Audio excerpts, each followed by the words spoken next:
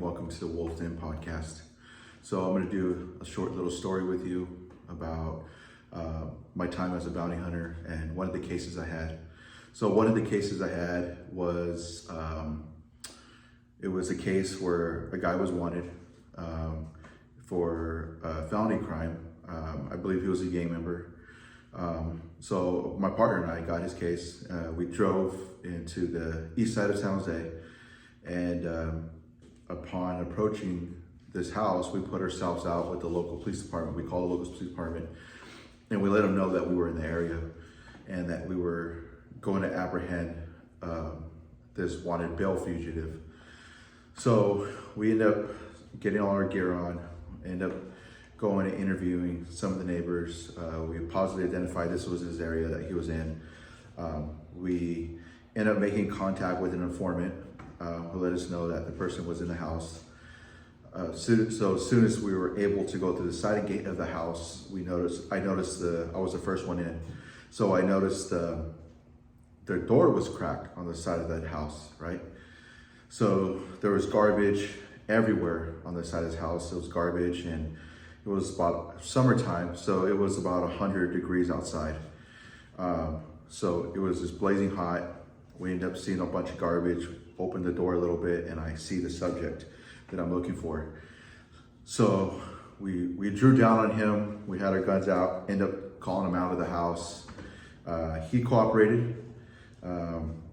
So we ended up handcuffing him, and on our way out, we noticed there was movement under these blankets. And he had said that his family, his mom was working, and that his baby sisters were under the covers of this house, in the bed. So we ended up putting him in the back of a car, went back into the home, and we removed the blanket, and we found two little babies under this blanket. They were sitting on a mattress, and in that mattress underneath was covered with oil. And if it was 100 degrees outside, it was only twice as hot in that garage, right? They were living in this garage. So we ended up having to call the local police department to come out and assist us because there was nobody home that was able to take care of these children. So in that garage, it was maggots coming from that garbage can, the garbage all over the side. There was a dirty, empty, broken down crib.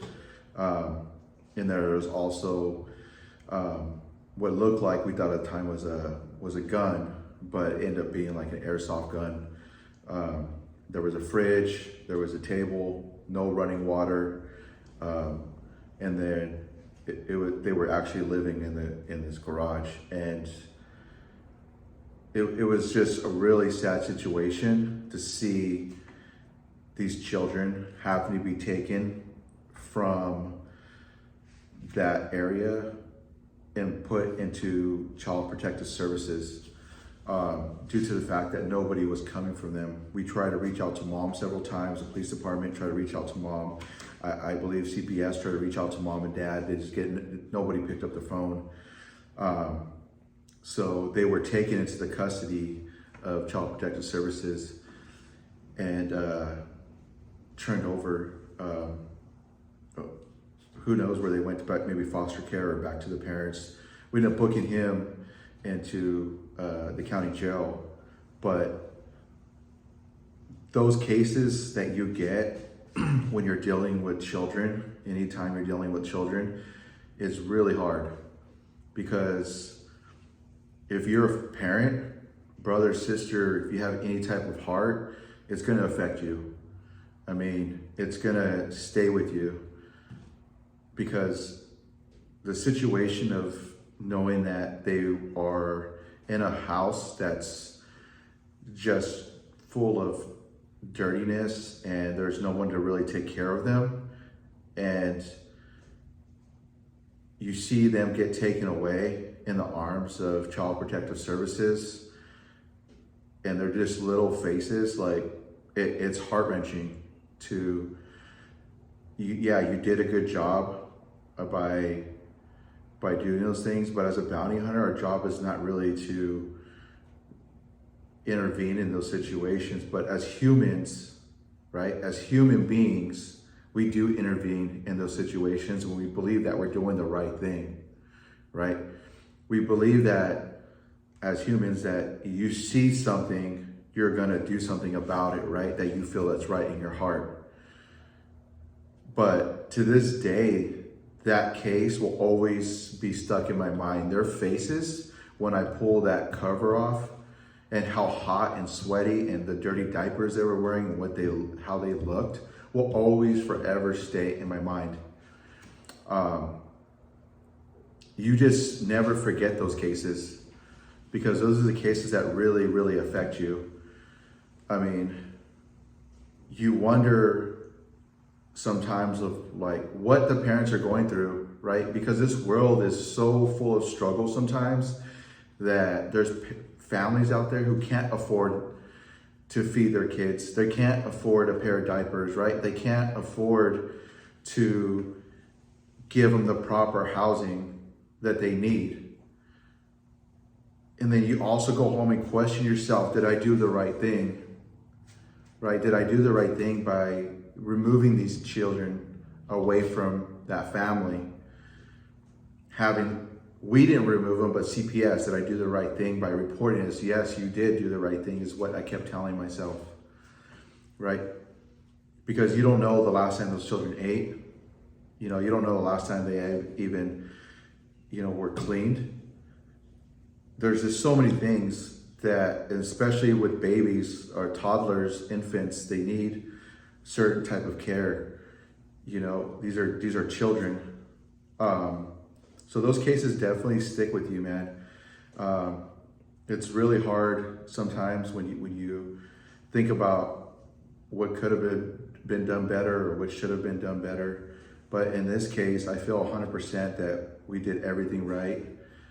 Even though that case still haunts me to this day, and I still remember those little faces under that covers. I mean, imagine if the brother, he was already wanted on crimes, and who knows if he was just leaving those kids in that house. I don't know. I wasn't there through those situations, but one can only imagine what was happening in that home. And this, because of his actions, it also made it harder, because what if mom was a good mom? What if she was trying her best to get her kids out of that house, right? Out of that garage. You can only imagine, like, he made that situation a lot worse for them. Because now mom's children are in the custody of Child Protective Services, and they have policies in order to get your children back, or whatever it is, if they go to court over it or however it's done. I mean, she's gonna have to show that she can take care of those kids. And sometimes actions of the cases we had led to bigger things, and it's a sad situation. And I pray every single day that those children are okay. I pray that the peace for that mom, that she's okay, and that she was able to hopefully get her kids back and get on her feet and really give those kids a better life, or whoever those kids end up with. I hope that they do get a better life. But this is just some of the cases we dealt with out there. Being a fugitive recovery agent, a bounty hunter, you deal with so much out on the streets that people don't know. They really think, some people believe that it's like a TV show, right? It's nothing like the TV shows. It's nothing like the shows. We don't have a camera crew following us around. We don't have, half the time we're sitting surveillance in vehicles. Other times we're interviewing neighbors, we're interviewing people, trying to figure out where this one person's at, to try to locate them. It's nothing like the shows. I mean, these things are reality.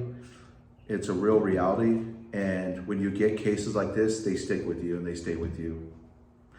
So tomorrow, tune in to our podcast. We're going to be interviewing a police officer from Salinas PD. So I'm hoping that you guys will be able to watch it when we drop it next Thursday. Just stay tuned to our channel, subscribe and like, and recommend it to your friends. Thank you, and I appreciate you guys' time.